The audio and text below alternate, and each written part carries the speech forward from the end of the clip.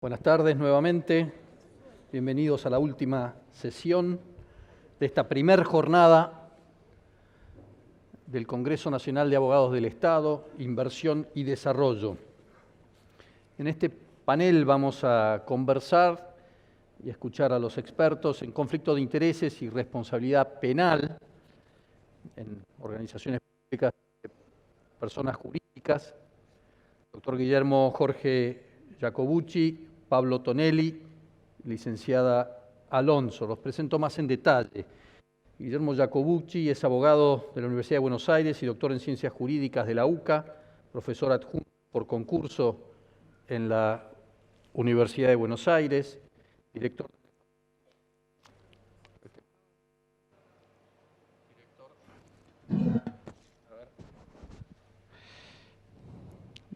del Departamento de Derecho Penal de la Universidad Austral y juez de Cámara del Tribunal Oral en lo Criminal Federal número 7. Tiene varios libros y publicaciones de su especialidad, que es Derecho Penal. Pablo Tonelli es diputado nacional, abogado especialista en Derecho Constitucional, ha desempeñado actividades docentes en la Universidad de Buenos Aires y la Universidad Nacional de La Plata. En 1989 fue subsecretario de Justicia de la Nación, 2005 fue electo como diputado nacional, desde 2007 hasta 2009 fue procurador general de la Ciudad de Buenos Aires. En el 2011 fue electo nuevamente como diputado nacional por la Ciudad Autónoma de Buenos Aires y ocupa el cargo de consejero dentro del Consejo de la Magistratura de la Nación en su calidad de diputado nacional desde 2016. Laura Alonso es secretaria de Ética Pública, Transparencia y Lucha contra la Corrupción de Argentina, a cargo de la Oficina Anticorrupción del Ministerio de Justicia. Es licenciada en Ciencias Políticas por la Universidad de Buenos Aires y realizó un máster en Administración de Políticas Públicas en la London School of Economics. Ha sido diputada nacional por la Ciudad Autónoma de Buenos Aires 2009-2015 y directora ejecutiva de la Fundación Poder Ciudadano, representante local de Transparencia Internacional. Los damos a todos un fuerte aplauso. Bienvenidos entonces. Le voy a dar la palabra al doctor Guillermo Jacobucci para que hable sobre el tema. Bueno, desde ya un honor participar de este encuentro. Como penalista uno se da cuenta que es un invitado incómodo, por cierto, ¿no? Porque estos lugares tradicionalmente son ocupados por el derecho administrativo, el derecho constitucional, quizás en un rincón el derecho administrativo sancionador, pero que esté el derecho penal directamente supone indudablemente un cambio de época. Y uno podría pensar que ese derecho penal que se decía que era subsidiario está ocupando ahora un rol bastante importante que nosotros solemos definir como la expansión del derecho penal, que no es otra cosa que posicionar al derecho penal como un animador ético-jurídico de la sociedad. Esto es un cambio muy importante en la percepción, en la expresión comunicativa del derecho hacia la sociedad y de la sociedad hacia el derecho penal. Ahora, uno podría pensar que esto es producto del ámbito académico o del análisis científico, y sin embargo no. Nuestro siglo, este siglo XXI, ha dado dos grandes momentos traumáticos que han favorecido este ingreso del derecho penal en la relación organización empresaria, estructura administrativa del Estado. Y desde una perspectiva quizás un poco retórica, esos dos grandes momentos están al principio del siglo, quizás uno puede poner instancias con nombre, ¿no? Boeing, Parmalat, que tuvo un impacto en Argentina muy significativo, y bueno, quizás el de consecuencias más difuminadas y más extensas, Enron.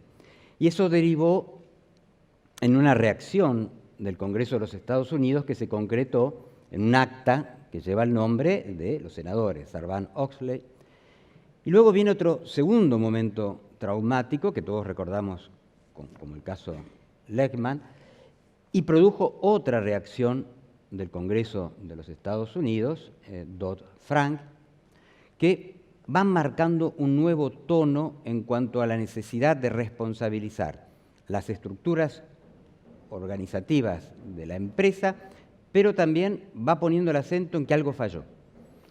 Y falló el control, falló la auditoría, faltó el compromiso ético de aquellos que deben vigilar esas actividades. Y por eso a partir de ese momento uno ve, por ejemplo en Sarbanes-Oxley, un gran indicador en punto a la necesidad de analizar los conflictos de intereses, la función de los auditores, la idea de riesgo. Nosotros criminológicamente en el derecho penal hablábamos de los hotspots, los lugares calientes. Bueno, acá tenemos las red flags, es decir, aquellas marcaciones de que, cuidado, acá tenemos un problema de riesgo, entre los cuales están los conflictos de interés y directamente la cultura criminal. Esto uno puede decir, pero eso es el criminal law, ¿cómo se refleja en nuestro ámbito? Bueno, en nuestro ámbito tenemos a fines del siglo pasado la Convención Interamericana sobre la Corrupción y ya en este siglo Naciones Unidas avanza con una convención también sobre la corrupción. Ambas son ley de la nación y por lo tanto plenamente operativas. ¿Qué punto de coincidencia podemos tener entre esa cultura angloamericana, por llamarlo de alguna manera, y una cultura que puede tener un perfil de derecho continental? Bueno, por lo pronto que todo lo que se ha ido analizando en cuanto a la ética, la cultura de la organización, los controles internos, la determinación de riesgos, los conflictos de intereses dentro de la empresa, comenzó a espejarse en la estructura organizativa del Estado, en esa estructura de funcionamiento profesional, burocrático, de control. Hay como un espejado que se da allí. ¿Y en qué impacta esto en el derecho penal? La verdad es que nosotros en el derecho penal trabajábamos frente a un delito, un Rechtssystem. Nosotros tomamos de los alemanes un delito sistémico porque está producido por una organización, un sistema. Teníamos una forma de analizarlo que era en la línea vertical, donde hay jerarquía, una cierta subordinación, con la noción de delegación. Entonces el delegante delega competencias, ese ámbito de funciones que crean obligaciones, y siempre aclarábamos, cuidado, el que delega tiene residualmente todavía en su competencia tres grandes momentos: selección del delegado, provisión de medios, incluida la información, y vigilancia. En este último punto, la vigilancia, se hablaba más bien de un control amplio, difuso, no necesariamente reglado, porque justamente eso era lo que justificaba la existencia de la delegación. Y ya en un plano horizontal, la regla, el principio con lo que nosotros actuábamos, era el principio de confianza. Aquella frase de Jacobs, no todo es asunto de todos, que le permitía a la organización, en el ámbito de tendencia horizontal, confiar. ¿Qué implica el principio de confianza? Que lo que yo recibo de otro, puedo asumir, confiar, en que ha sido trabajado, situado dentro del marco legal. Y a su vez, desde una perspectiva de prognosis, que lo que yo entrego, lo que yo traslado a otro, va a ser utilizado por ese otro también dentro del contexto de legalidad. A su vez integraba un tercer elemento que es muy importante para el intercambio entre la administración y las empresas, que era, o es, la existencia de conductas neutrales, profesional adequadas, que dicen los alemanes, que en la medida que yo actúe de una forma estereotipada, aunque sospeche, olfatee, que lo que yo aporto, entrego o hago puede ser desviado, me puedo quedar tranquilo porque yo estoy en mi ámbito, en mi rol. Esa era la estructura que podríamos llamar clásica, entre comillas, porque se viene elaborando desde medianos del siglo pasado. ¿Qué impacto tiene este cambio desde la perspectiva continental, los convenios anticorrupción, y desde la perspectiva del criminal law, que tampoco es una cuestión académica, porque la SEC, la Security and Exchange Commission, es algo que nos impacta, que impacta a las empresas de una manera directa. Las Federal Sentencing Guidelines, en el capítulo 8, nos dan pautas también de score para ponderar los actos gravosos o no de las empresas, es decir, que no estamos trabajando solo en un plano científico dogmático, sino operativo. Bueno, ¿qué es lo que está sucediendo ahora? En primer lugar, la due diligence, la debida diligencia, es un golpe muy importante al principio de confianza, muy importante. Porque, y esto semanas atrás en un seminario que yo tuve que dictar en la Pompeu, en Barcelona, uno de los participantes me decía, pero entonces el principio de confianza, a partir del ingreso de la debida diligencia, se ha convertido en un principio de desconfianza. Porque uno tiene que pensar en términos de competencia. ¿Qué función tiene el principio de confianza? Me da a mí tranquilidad que yo estoy en este contexto y no me tengo que preocupar de nada más. En la medida que el principio de confianza se va aflojando, mi ámbito de competencia, mi ámbito de necesidad de informarme, de saber, se va ampliando. Y puedo llegar a ser garante incluso de lo que otro hace con aquello que yo estoy interactuando. Entonces, la debida diligencia, que se da obviamente en el plano financiero de una manera muy importante, pero también se da a nivel de las obligaciones que se asumen con relevancia penal, nos obliga a una proactividad. Yo ya no me puedo quedar en una situación pasiva y esperar que venga la información hacia mí y confiar, sino que tengo que ser proactivo, interesarme, tomar información.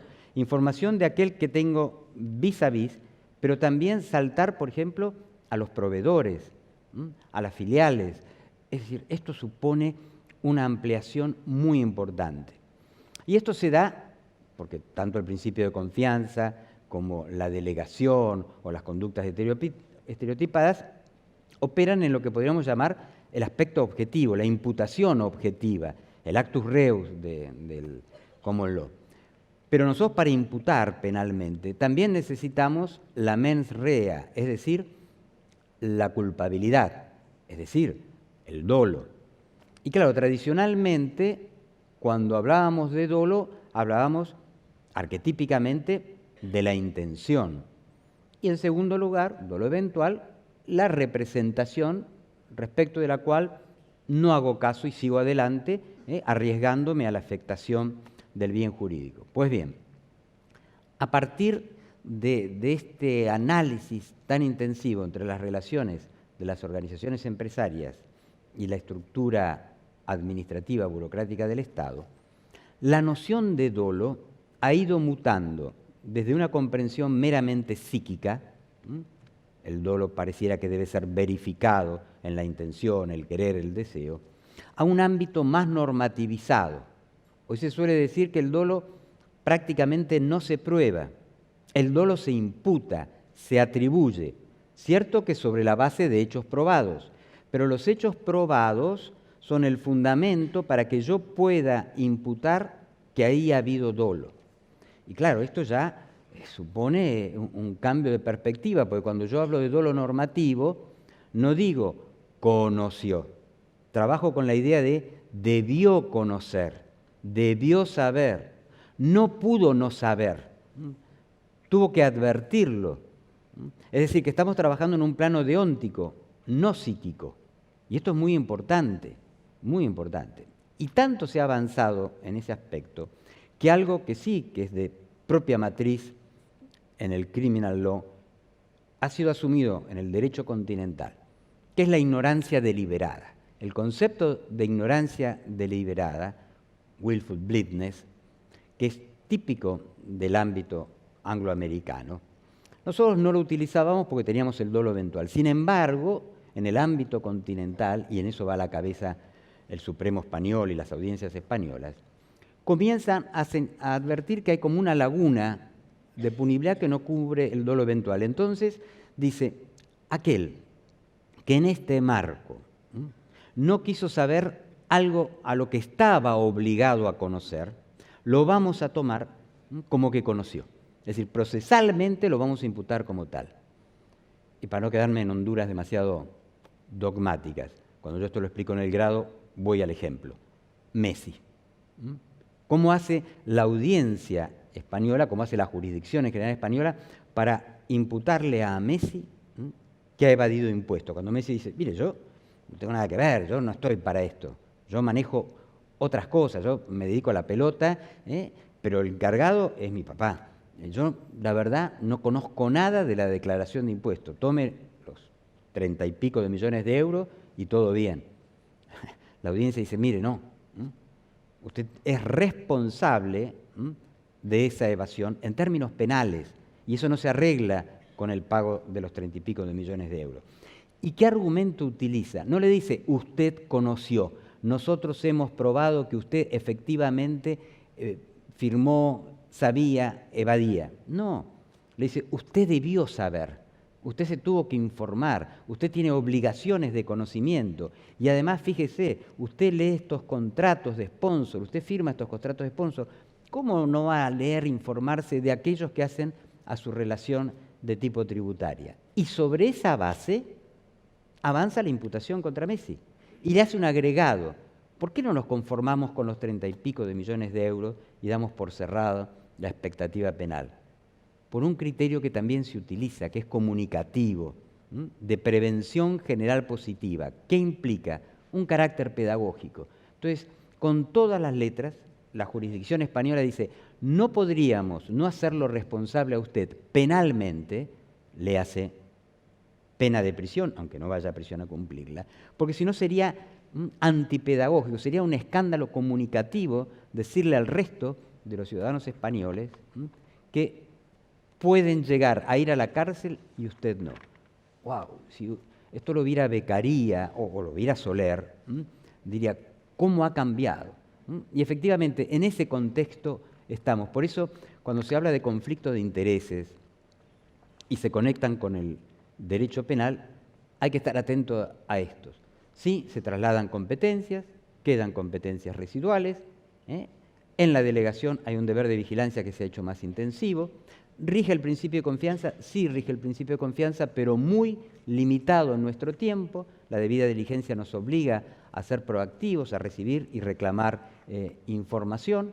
Y así como el oficial de cumplimiento va a ocupar en las próximas semanas, cuando salga la ley de la que nos va a hablar seguramente diputado Tonelli, seguramente Laura, y el compliance cumpla una función relevante, no creo que debamos dudar mucho en que también va a haber un oficial de cumplimiento que hará las veces de un asesor o orientador en la estructura empresaria, teniendo en todos ustedes el apoyo fundamental del conocimiento de derecho.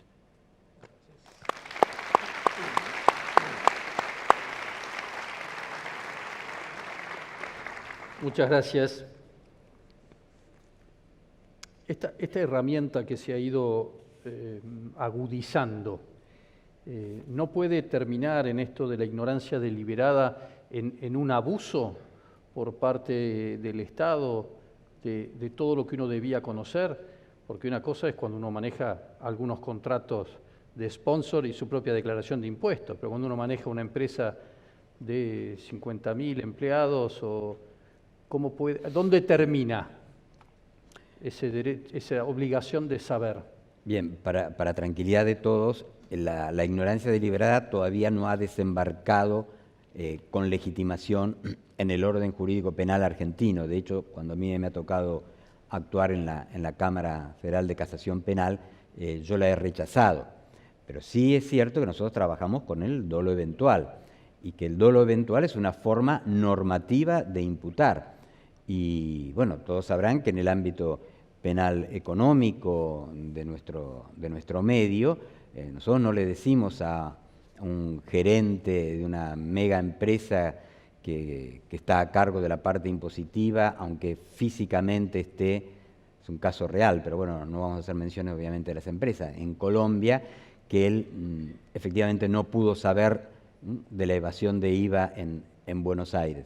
Nosotros decimos que él tiene que tener los canales predispuestos para ese conocimiento. Entonces, el dolo eventual es un mecanismo normativo sin llegar a la ignorancia deliberada.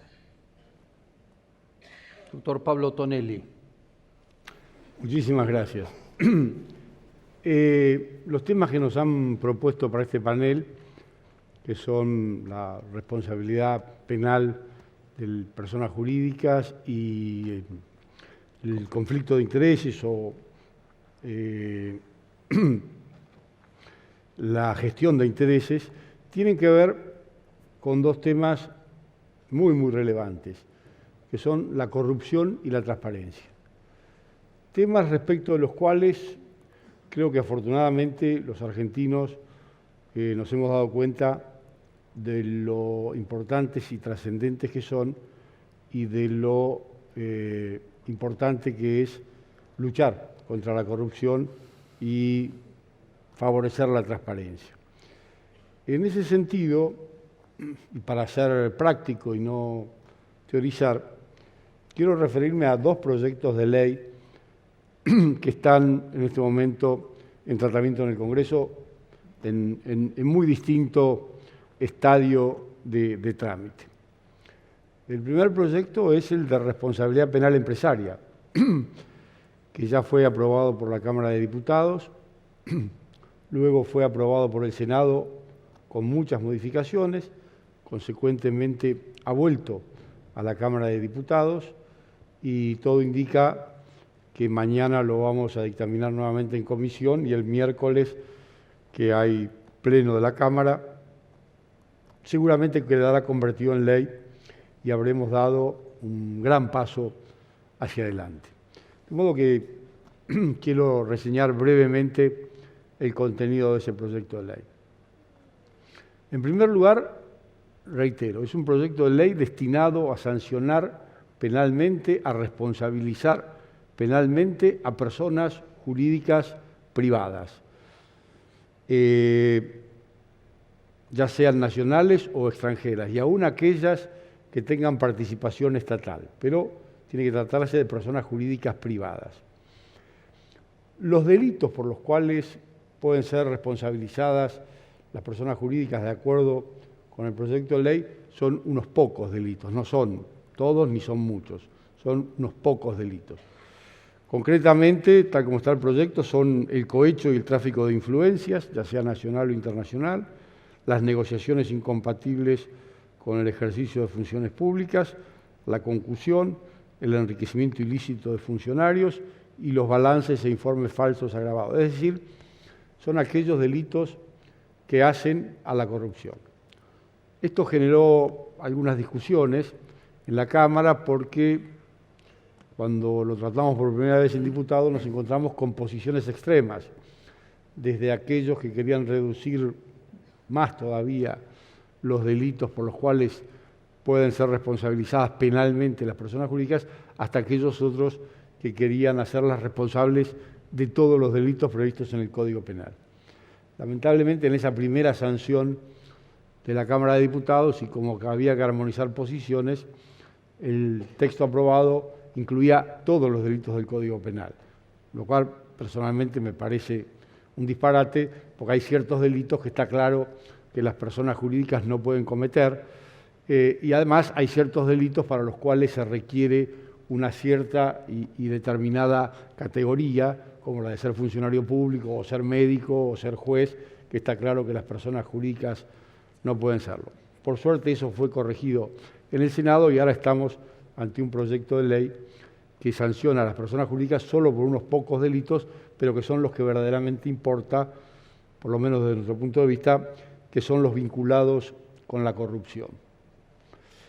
Las penas, por supuesto, tampoco son las penas típicas del derecho penal, porque aquí no hay pena de prisión, no se puede mandar a prisión a una persona jurídica. Entonces, las penas son distintas, básicamente comienzan con una multa, que puede ser de 2 a 5 veces el beneficio obtenido por la persona jurídica al cometer el delito, pero también está prevista la suspensión de la personería jurídica de esa persona jurídica durante un cierto tiempo.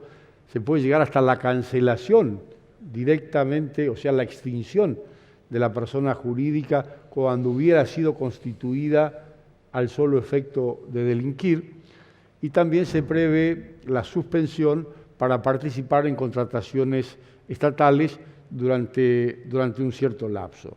Estas son las penas que la ley contempla. Otro punto importante de la ley es, en primer lugar, que prevé la independencia de la pena respecto a la persona jurídica de la que le pudiera corresponder a las personas humanas, a las personas físicas, como decíamos antes, que pueden perfectamente ser juzgadas las personas humanas con independencia del juzgamiento que se disponga respecto a la persona jurídica y, por supuesto, ambas pueden recibir penas y ser sancionadas.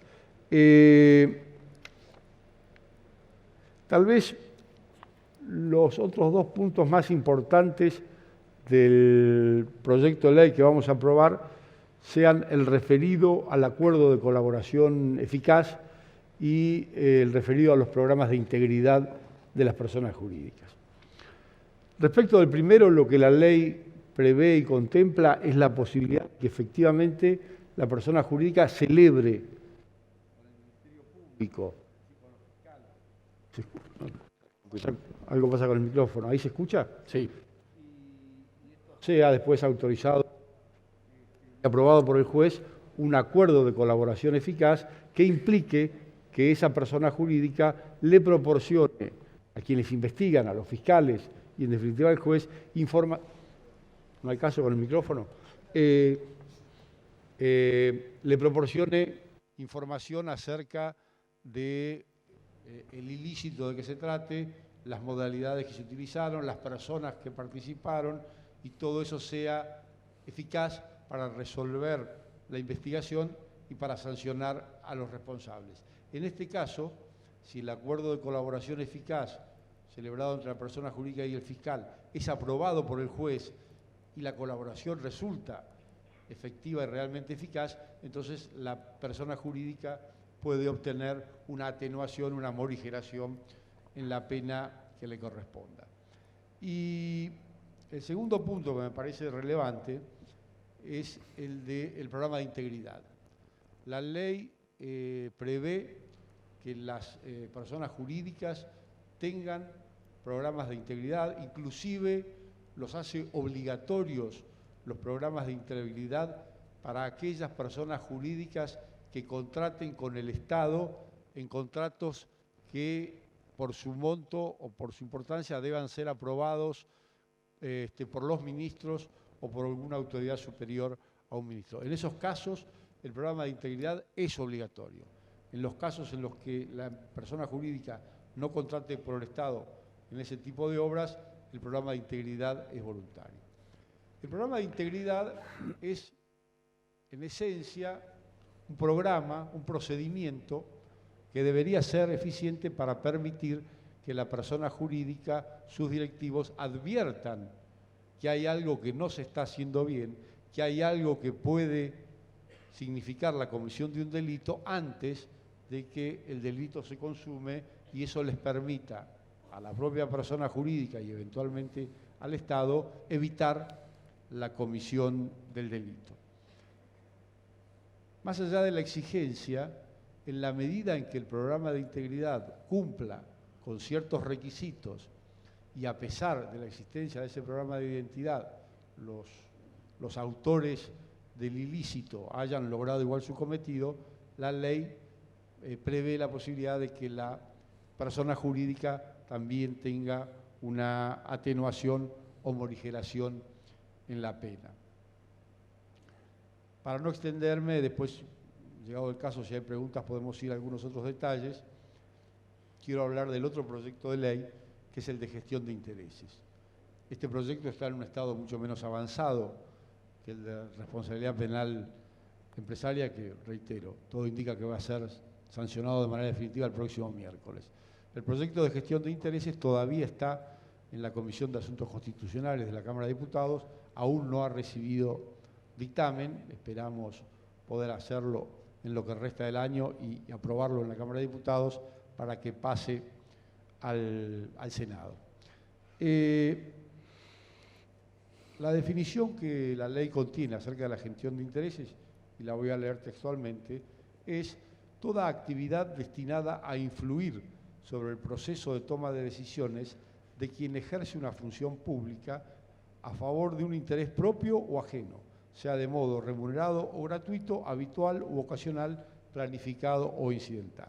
Es decir, la ley alcanza a toda actividad que se vincule con la toma de una decisión por parte del Estado, ya sea que estemos hablando de un proyecto de ley, o que estemos hablando de un decreto, o que estemos hablando de una contratación, o que estemos hablando de una licitación.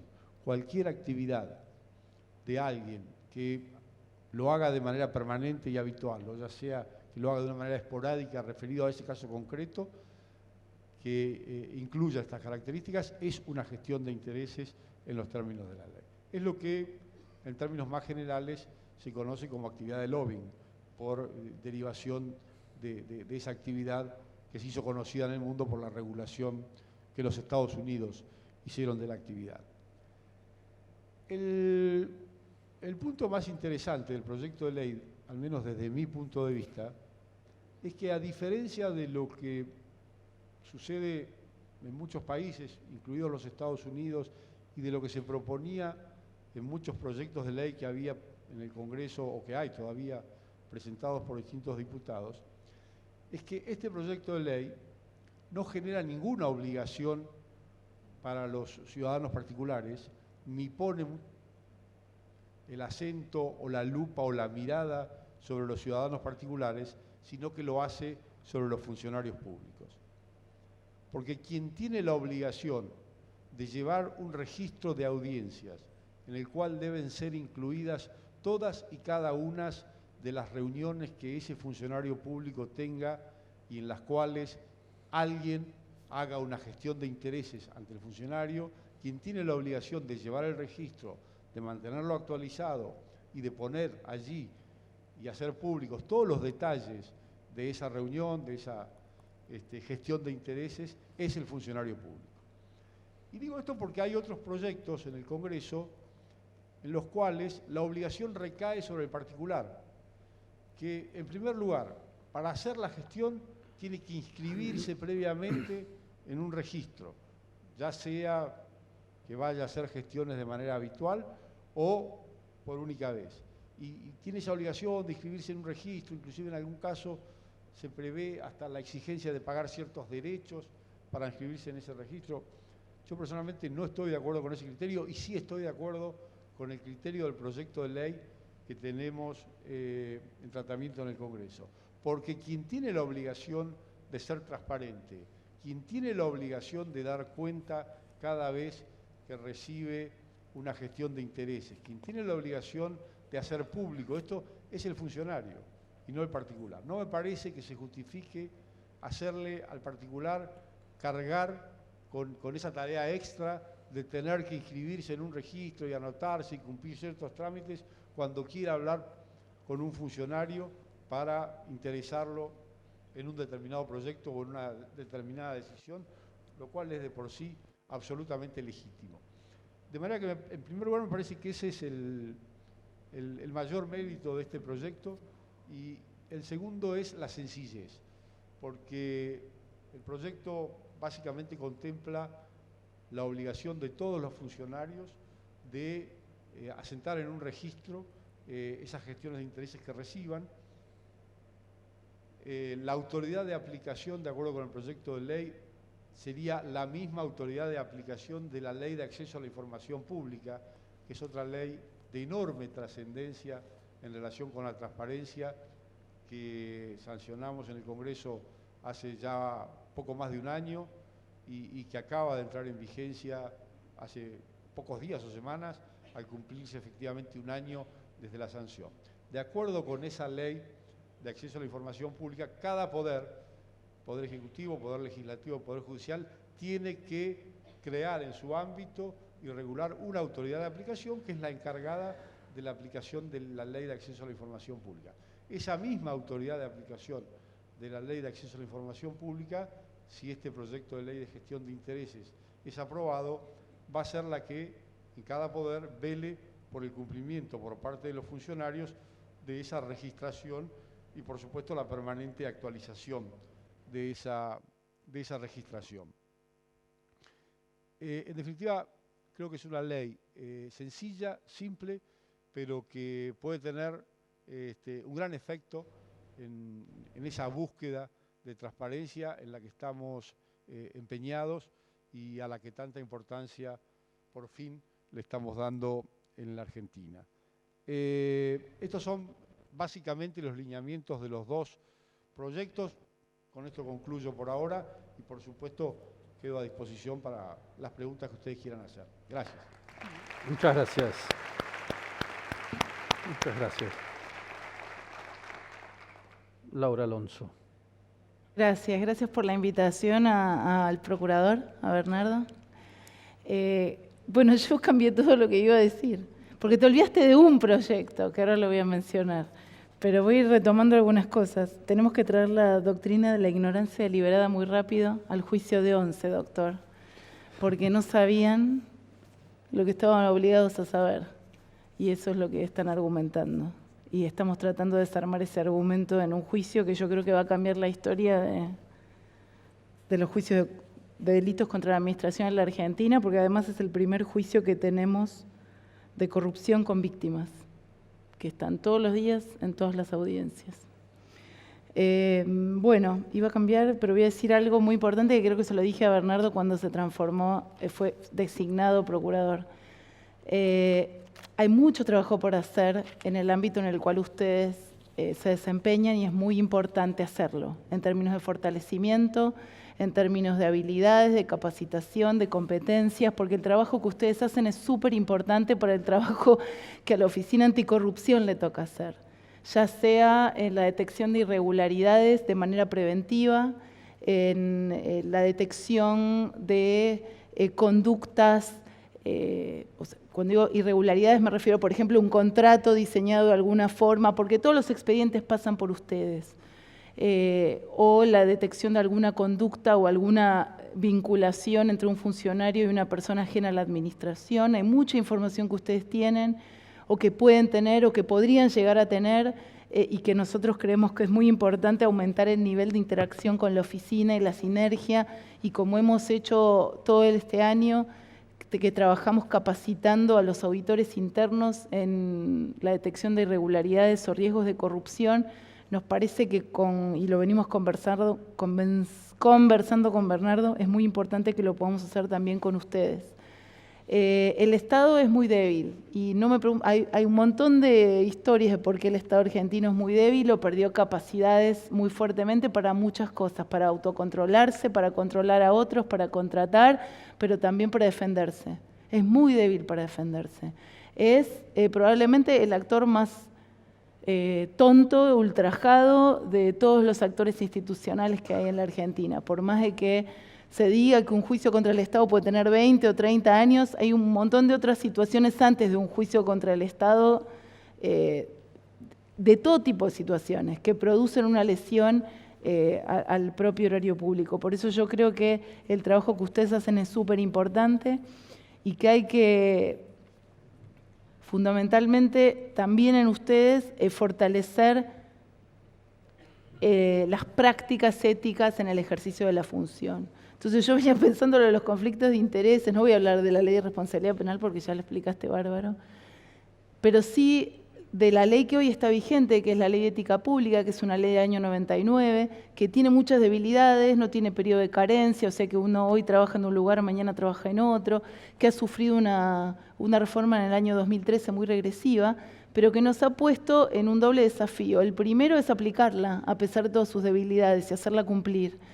Y lo intentamos de distintas maneras, ejerciendo una mayor supervisión, verificación y enforcement de la ley, también una mayor difusión a través de capacitación, a través de unos afiches que no sé si llegaron a la Procuración con los deberes éticos que tiene que seguir cualquier funcionario o empleado público. El presidente ha firmado un decreto donde establece la política de obsequios con prohibiciones o con declaración de obsequios, bienes, servicios y un registro público. Hemos hecho muchas cosas con la ley que tenemos, que es una ley débil, pero, y ahí voy al otro tema, hace varios meses, como 6, la Comisión de Asuntos Constitucionales decidió crear, que vos presidís, te olvidaste, ¿viste? Pero yo me acuerdo de todo.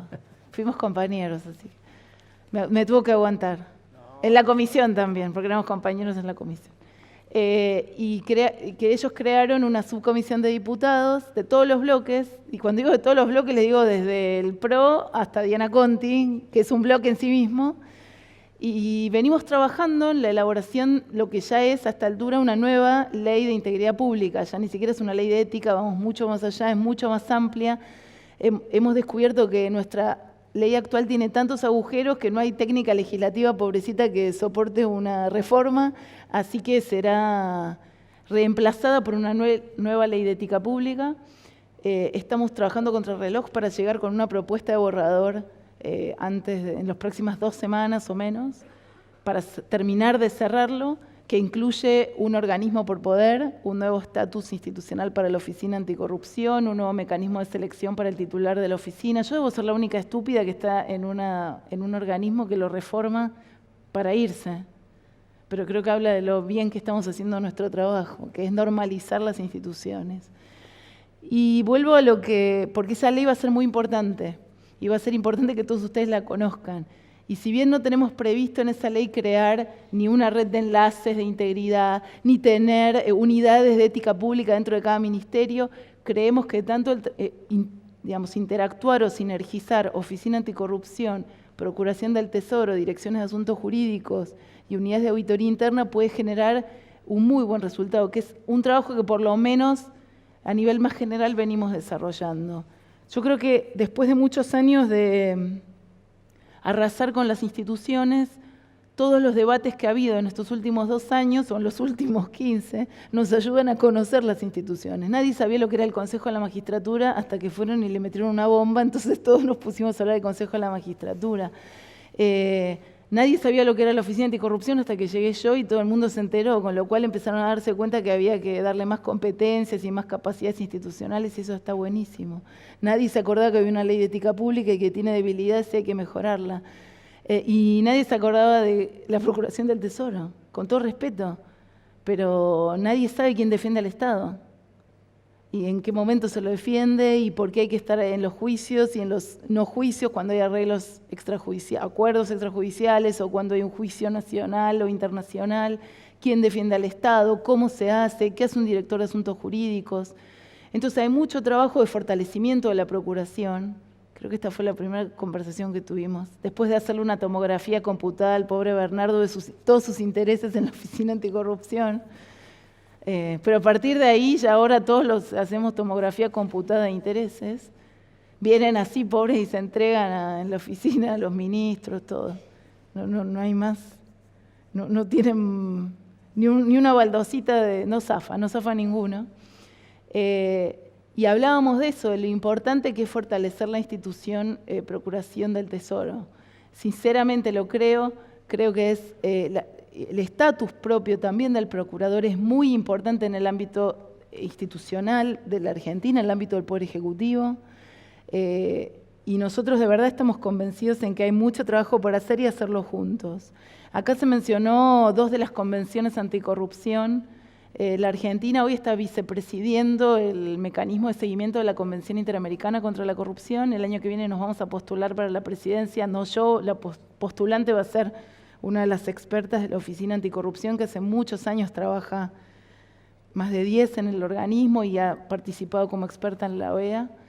Y empieza mañana la Conferencia de Estados Partes en Viena, donde se reúnen los 147 países firmantes de la Convención Anticorrupción de la ONU. Y creo que por primera vez en mucho tiempo la Argentina lleva un discurso que no es vamos a hacer, sino ya estamos haciendo todo esto. Y hablamos en ese discurso de la Mesa de Integridad y de Control Interno que hemos conformado bajo el amparo de la Jefatura de Gabinete de Ministros, donde nos reunimos cada 3 o 4 semanas, la Procuración del Tesoro, la Sindicatura General de la Nación, la Oficina Anticorrupción, la nueva Agencia de Información Pública, donde empezamos a trabajar todos estos mecanismos. ¿Qué les puedo ofrecer? Bueno, nosotros somos mucho menos que ustedes, porque somos apenas unos 110 locos, pero sí les podemos ofrecer, y lo hemos hablado mucho con Bernardo, capacitación en todo lo que sea ética pública, las convenciones internacionales contra la corrupción, detección de riesgos de corrupción en contrataciones, concesiones, licitaciones. Todo eso lo podemos trabajar, los podemos ayudar, pueden consultarnos. No nos inunden de expedientes, por favor, porque se nos traba el GDE y nos trabamos nosotros porque tenemos mucho trabajo, pero sí me parece que es importante, quizás a través de sus directores de asuntos jurídicos y del propio Bernardo, empezar a canalizar algunas consultas y nosotros también a partir del año próximo podemos ayudarlos quizás a resolver alguna situación de tensión dentro de algún ministerio, suele pasar, y en general uno busca otros apoyos institucionales que lo ayuden a consolidar una posición que quizás es un poco incómoda para la autoridad de ese ministerio, pero ustedes tienen que ganar en legitimidad, en reputación, porque tienen un trabajo muy importante que es evitar, que es prevenir un montón de situaciones irregulares. Y este es un compromiso no solo de la Oficina Anticorrupción, sino que es el mandato que por lo menos a mí me impuso el presidente, que era prevenir, trabajar muy fuerte en la prevención de la corrupción y después ser muy mala cuando aparecen las irregularidades. Pero por eso también estamos buscando aquellos socios estratégicos institucionales dentro de la administración que nos pueden ayudar. Así que en ese sentido creo que podemos avanzar. Y respecto de las cuestiones personales, individuales de cada uno de ustedes, todos ustedes son abogados, sabemos que la administración paga muy mal. Seguramente la mayoría de ustedes no tengan estabilidad, la verdad es que yo no conozco tanto los datos, pero seguramente no sea así. Y nosotros creemos que la estabilidad y el pago debe ser un tema a resolver en el corto y el mediano plazo, porque también es un problema que sufrimos en la oficina, que tiene menos estructura que una nula estructura respecto de cualquier otro ente de este tipo dentro de la administración, y creemos que esto es muy importante, pero también es muy importante tener, cuando uno tiene la profesión que tienen ustedes, muy clara la separación de lo que se puede y lo que no se puede hacer.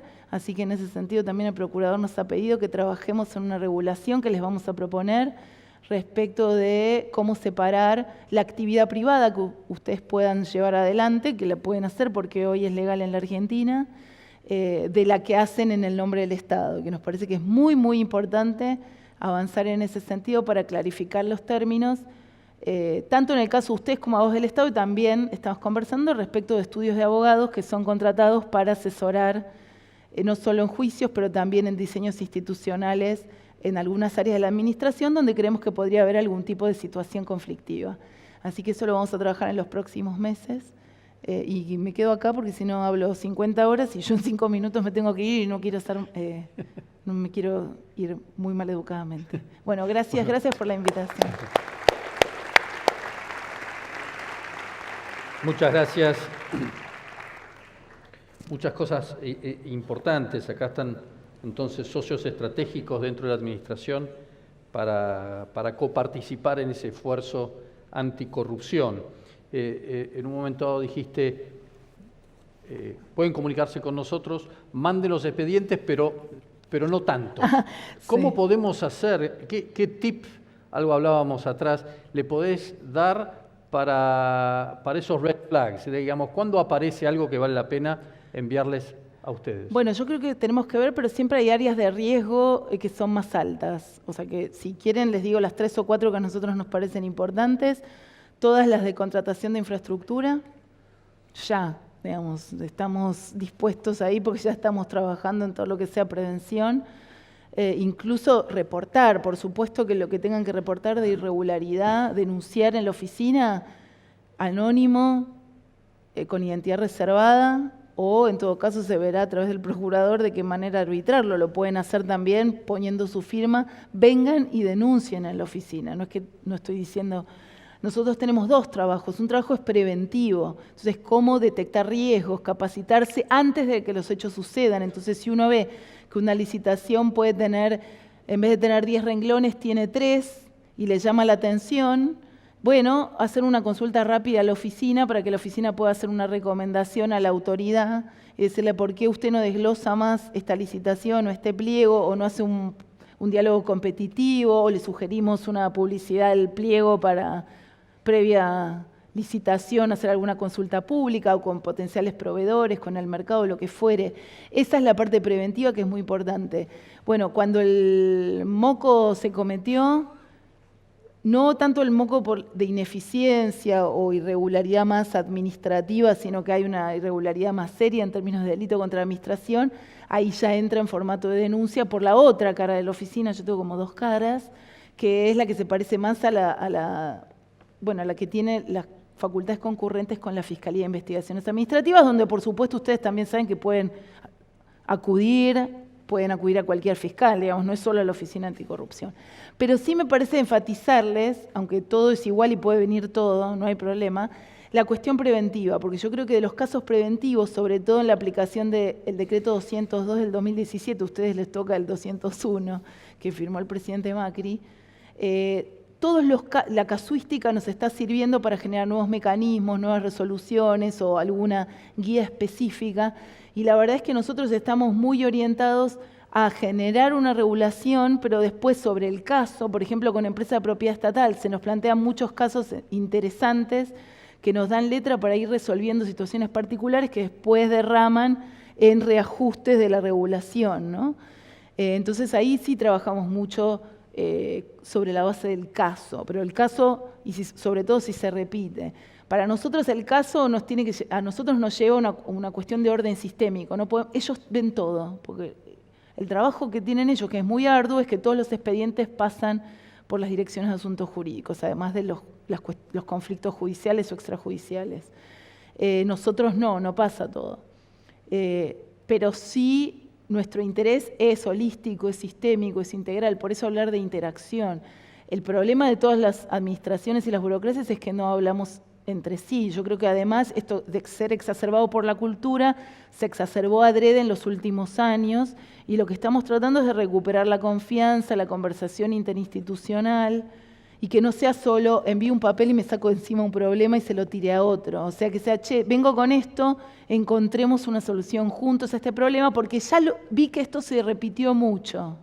Entonces, como eso se repitió mucho y quien mejor lo sabe es cada uno de ustedes, sentémonos a encontrarle una solución general, que es quizás un cambio de incentivos.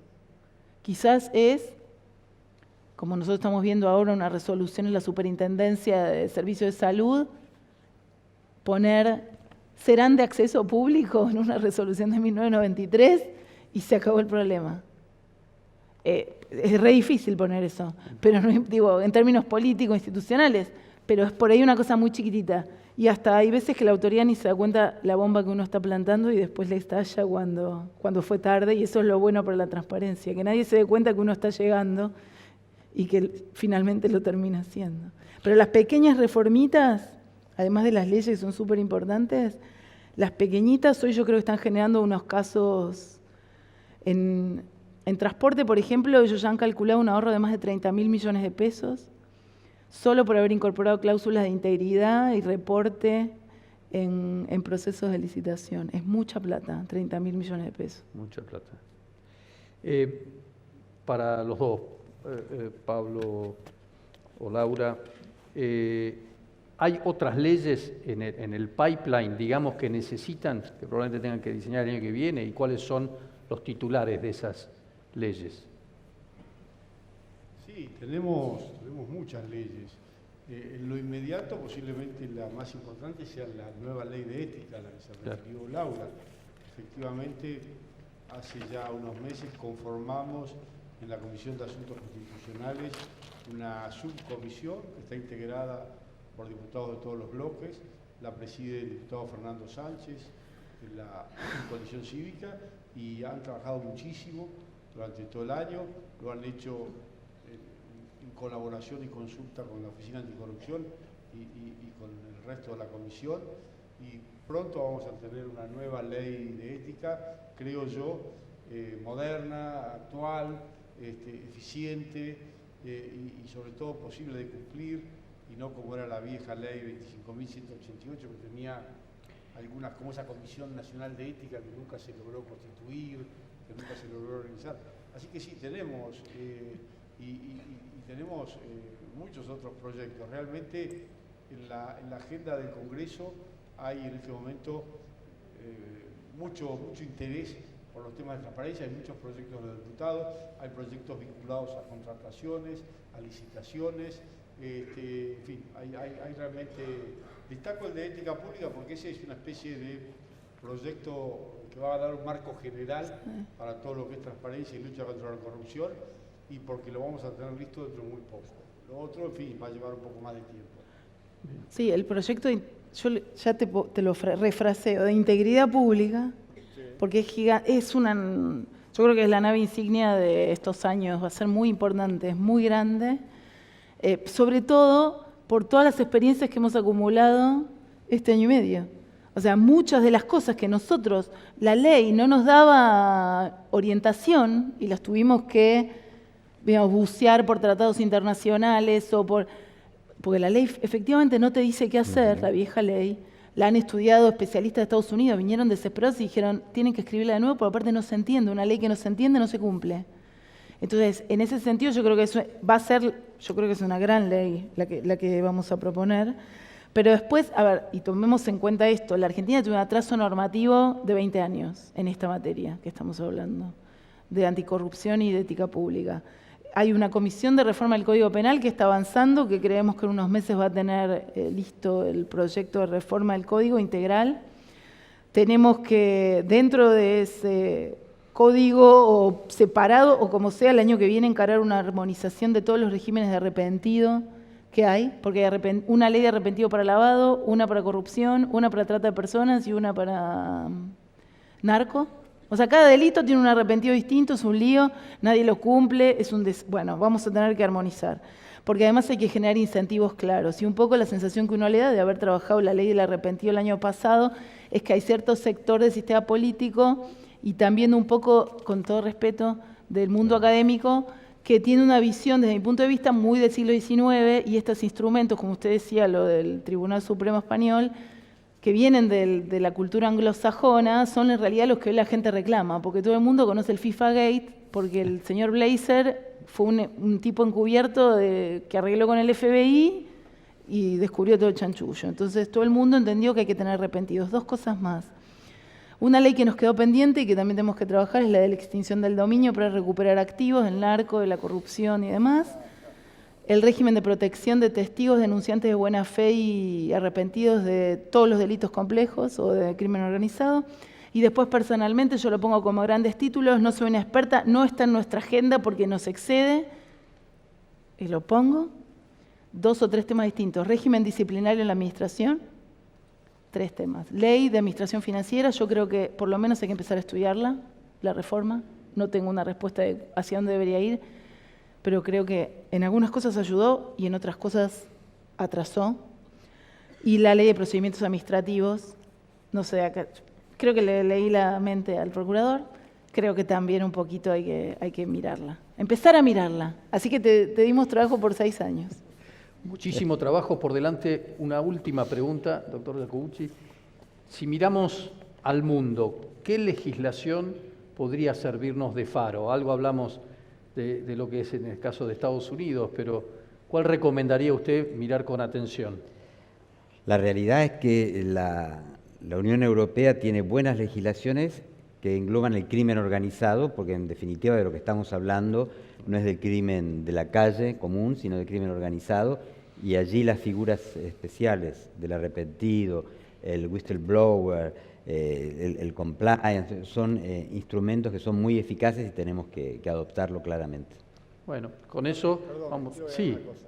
Yo también voy a coincido agregar. con lo que dice el doctor Iacobucci, pero todo eso, si no modernizamos la justicia, no sirve de nada. ¿Nos podemos quedar otro panel para hablar del Poder Judicial? El Consejo de la Magistratura tiene en sus Claro. manos modernizar la Nuestra justicia. justicia necesita modernizarse y ponerse a la altura de los tiempos. Si no, de poco nos van a servir todas ¿Cómo las se hace leyes. eso? Y se hace con Se mucho hace. esfuerzo. Con Sangre, mucho sudor y trabajo. lágrimas, pero se hace. Hay que partir de la base de que la justicia, y esto no lo digo de ninguna manera peyorativamente, es esencialmente conservadora y es esencialmente reacia a los cambios. Les gusta, se sienten cómodos haciendo siempre lo mismo. Y es muy comprensible que así sea. Pero entonces, conmover a la justicia, modernizarla y ponerla a la altura de los tiempos es una tarea compleja y difícil. Yo creo que un hito lo va a constituir cuando seguramente el año próximo entre en vigencia el nuevo Código Procesal Penal y tengamos procedimientos modernos, actuales, eficientes, pero no alcanza con eso. Hay mucho por hacer en el ámbito de la justicia. Por supuesto no es el tema de hoy y no quiero ahondarlo, pero sí dejo el cartel. Todo esto que hablamos, sin una modernización de la justicia, de poco nos va a servir. No, una cosa, porque yo como es cierto, ellos interactúan un montón con el Poder Judicial, como nosotros, pero pensando más en términos de la administración, yo creo que nosotros, además de las leyes, digamos, cómo se diseñan las leyes, lo que sí nosotros como operadores en el Ejecutivo o en la Administración tenemos que trabajar en dos líneas, en dos conceptos muy claros, que es supervisión y cumplimiento, o sea, supervision and enforcement. Si el agente o el funcionario o el organismo no siente que uno está ahí y que le pide una nota o name and shame o lo pónganle como ustedes quieran, da igual. Entonces yo les pongo solo un ejemplo. 2016 cierra la presentación de las declaraciones juradas. Cuando vamos a ver la transmisión por el sistema FIP de cuánto porcentaje teníamos del universo completo, teníamos 51% de cumplidores. Name and shame. Empezamos a poner las listas con nombre y apellido de todos los cumplidores y de todos los incumplidores. Este año, mismo procedimiento, cerramos, vamos a ver la verificación, 90% de cumplimiento. Entonces, lo que quiere decir es que uno puede tener una ley débil como la ley de ética pública. Ahora, si como autoridad de aplicación, como operador del sistema, no está encima y le manda la notita y le pide que le retengan el salario, y ahora este año vamos a hacer, ya viene el name and shame. Así que si no presentan declaración jurada, apúrense los que tienen que presentar. Viene en 10 días, sale name and shame, pero además vamos a hacer un name and shame no solo de personas físicas, sino de los organismos. ¿Cuáles son los organismos que más cumplen presentación de declaración jurada? Y la verdad funciona, pero eso quiere decir que uno está encima, o sea, las leyes no se cumplen solas. A los funcionarios hay que capacitarlos, se tienen que chocar contra la pared 400 veces por el tema de intereses. I'm sorry, o sea, se chocarán, llegará la notita, la recomendación preventiva, vendrán como el pobre procurador acá que se entregó plenamente a los designios de la Oficina Anticorrupción, el ministro de Agricultura ya vino, todavía creo que no está designado, y ya dijo, ¿qué tengo que hacer? ¿Qué tengo que hacer? Esa es la actitud que nosotros queremos contagiar en toda la administración.